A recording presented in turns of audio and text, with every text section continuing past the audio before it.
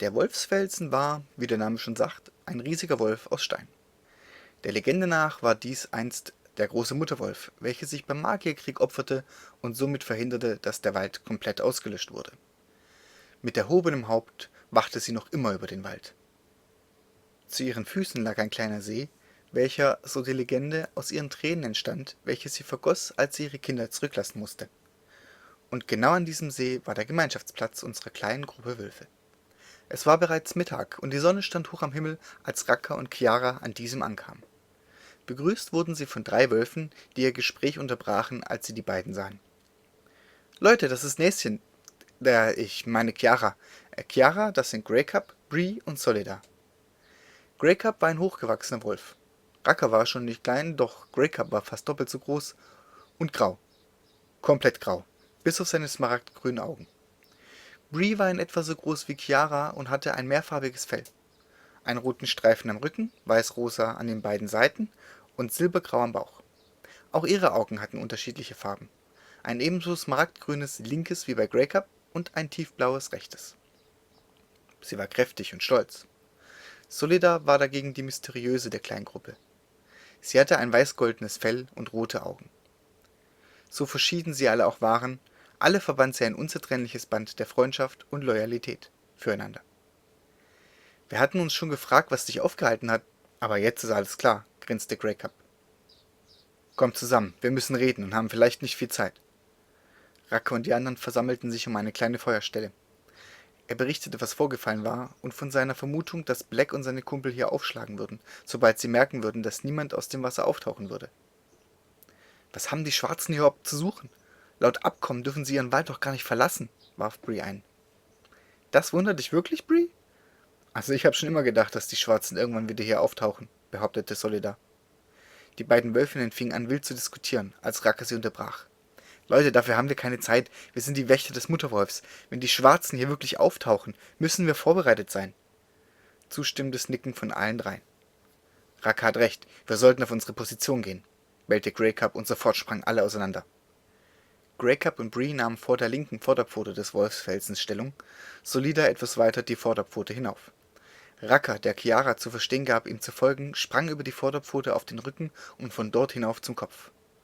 Dort angekommen setzte er sich auf die Stirn und hielt erstmal die Nase in den Himmel. Näschen, welche die Anstrengung des Aufstiegs nicht gewohnt war, kam erst kurz nach ihm an. Leicht schnaufend und etwas verwirrt setzte sie sich neben ihn. »Ich komme gar nicht mehr mit. Würdest du mich bitte einweihen, was es mit den Schwarzen und den Wächtern des Mutterwolfs auf sich hat?« »Ja, eine Erklärung bzw. eine kurze geschichtliche Einführung hast du wohl verdient. Allerdings möchte ich dir nur die Kurzfassung geben, denn ich rechne wirklich jeden Moment mit den Schwarzen.« »Warum bist du so überzeugt, dass sie hier auftauchen werden?« »Hör zu und du wirst es verstehen«, meinte Raka und holte tief Luft. Er begann damit, dass nachdem der Mutterwolf gefallen war, vom Rat der Wölfe Wächter ausgesucht wurden, um den Mutterwolf zu beschützen. So wurden auch irgendwann sein Vater und sein Onkel ausgesucht. Doch sein Onkel wollte kein Wächter sein. Er wollte herrschen und stellte sich gegen die anderen. Es sammelten sich gleichgesinnte Wölfe um ihn, und eines Tages zettelte er einen Übernahmeversuch an. Dieser konnte aber, nicht zuletzt durch Rakas Vater, vereitelt werden. Der Rat bot ihnen ein Abkommen an: Tod oder Verbannung in den Schwarzen Wald. Widerwillig nahmen sie die Verbannung an, schworen aber Rache. Und da Rakas Vater inzwischen nicht mehr unter den Lebenden weilte, vermutete er eben, dass sich die Rachegelüste nun auf sich konzentrieren würden. Wieder holte Raka tief Luft, ohne Chiara anzusehen. Für Chiara waren es sehr viele Informationen auf einmal, und so brauchte sie einen Moment, um alles zu ordnen. Doch bevor sie etwas erwidern konnte, sprang Raka auf, jaulte 3-mal kurz und spurtete mit den Worten: »Bleib bitte hier, sie kommt tatsächlich«, davon. Als er wieder unten ankam, nickte er Soledad kurz zu und nahm neben Greycup Stellung. Ihm nickte er ebenfalls kurz zu. Bree war verschwunden, doch das schien im Moment niemanden zu interessieren. »Macht euch bereit!« In diesem Moment brachen 5 schwarze Gestalten aus dem Unterholz. Sie lachten und kicherten. Mit einem dämlichen Grinsen im Gesicht ging der größte von ihnen auf Raka zu. »Da ist ja mein liebster Cousin und seine kleine Wächtertruppe. Schön habt ihr's hier. Ich wollte sowieso zu dir und meine neue Freundin wollte ich bei der Gelegenheit auch gleich abholen. Der Trick mit dem Fluss war übrigens sehr gut. Hab ein wenig gebraucht, bis ich auf den Trichter gekommen bin.« 1 Meter vor Raka blieb er stehen. Grey Cup fletschte die Zähne und knurrte. Racker hielt ihn mit einer Pfotenbewegung zurück. Ruhig fing er an. Was tut ihr hier? Das Abkommen verbietet euch, euren Wald zu verlassen. Wenn die Ältesten davon Wind bekommen, wir können nichts für die Sünden meines Vaters, schrie ihm Black entgegen. Nach der Aktion mit deiner Freundin, wie du sie nennst, bin ich mir sicher, dass ihr kein Deut besser seid und zu Recht im Schwarzen Wald lebt. Blacks Gesicht verzerrte sich. Kleine Bläschen bildeten sich am Mundwinkel, während er sprach. So, glaubst du das? Du hast doch keine Ahnung! Du weißt nicht, wie es ist, jeden Tag aufzuwachen und zu hoffen, dass man etwas Essbares findet, um den nächsten Tag zu erreichen. Du weißt nicht, wie es ist, Tag für Tag im Zwielicht zu wandern, mit nichts als Staub und Stein unter den Füßen. Du glaubst, ich hätte das verdient? Dadurch wurde ich erst zu dem, was ich bin! Mit diesen Worten sprang Black vor. Er packte Racker am Hals und warf ihn mit Leichtigkeit zu Boden. Grey Cup war nicht schnell genug. Er wollte helfen, doch die 4 anderen waren schon zur Stelle und gingen ihn an. Da reagierte auch Solidar und hechtete mit einem weiten Sprung Grey Cup zu Hilfe.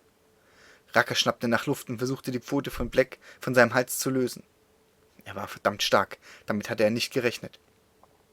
Mein Vater wollte Rache an seinem Bruder, deinem Vater, doch da dieser nicht mehr ist, schickte er mich los, um seine Rache an dir zu verüben. Er erhob seine rechte Pfote, fuhr seine langen, scharfen Krallen aus und wollte sie Racker quer über das Gesicht ziehen. Plötzlich ein Flatschen und dann ein Schrei.